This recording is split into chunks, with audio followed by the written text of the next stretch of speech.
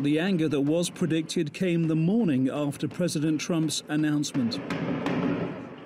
The leader of Hamas addressing his followers in Gaza with a strident call for resistance.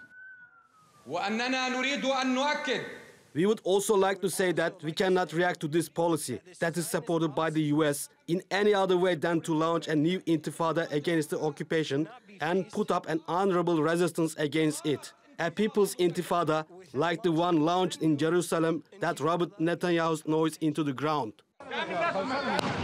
Within hours, the protests had started. Primarily in the occupied West Bank, there were clashes at a checkpoint near Ramallah. Palestinians were reported to have been wounded by rubber bullets and one by live rounds that were fired, while security forces fired tear gas and used water cannons to disperse demonstrators after violence broke out in Bethlehem.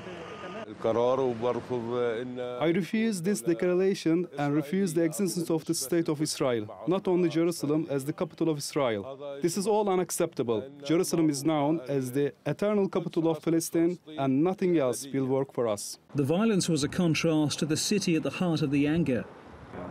For many visitors taking in the views of Jerusalem, this was just another day, learning about the history of the city, as well as about the people who live here, some of whom have always regarded this as their historic capital.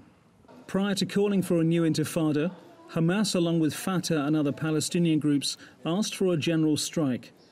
Shops in the old city that would normally be busy were closed while police patrolled the streets.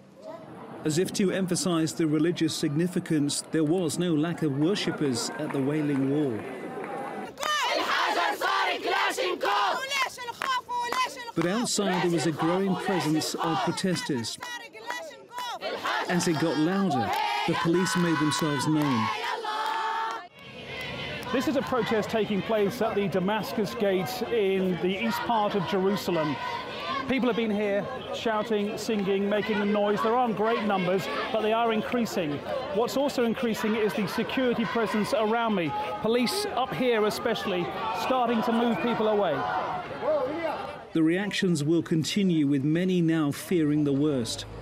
As well as a new intifada, Hamas has declared Friday a day of rage, calling on all Palestinians to go out and protest.